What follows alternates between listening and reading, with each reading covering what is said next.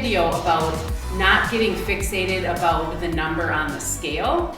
So today's episode is going to be how to not be fixated on the number on your barbell, dumbbell, sandbag in our case.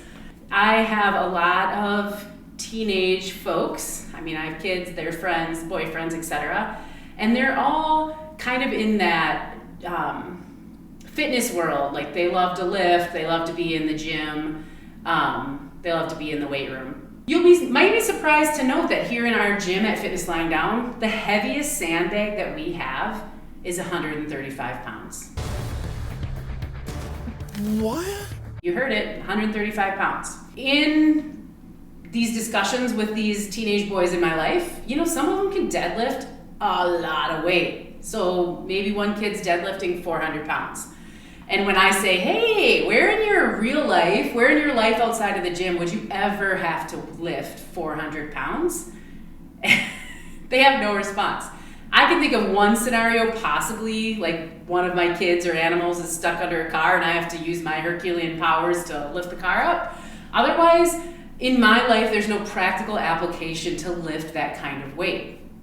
So one of these boys, super, super strong in the gym, awesome, gets his pump, gets his burn, and then went to fire a bow, so like a hunting bow, and could not pull the bow back. So it's a difficult task, don't get me wrong. It's not like one of those little kid bows. I'm talking about a compound bow.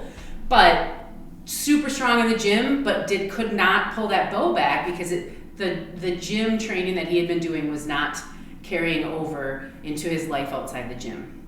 So I just want to use one example today, the deadlift. Today in our workout, I deadlifted that 100 pounds, but I did not stay in my most stable holding position. So on both feet, you're going to be able to lift the most amount of weight because you're only thinking about working in one plane of motion. Man, I've never said that before in here.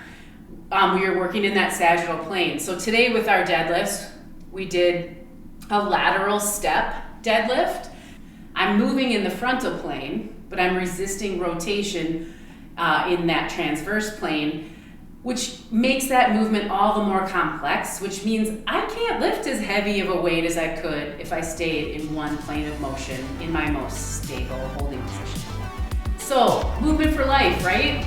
I want what I do in the gym to make my life outside of the gym better, stronger, more efficient. And that's what we do here at Fitness Lying Down.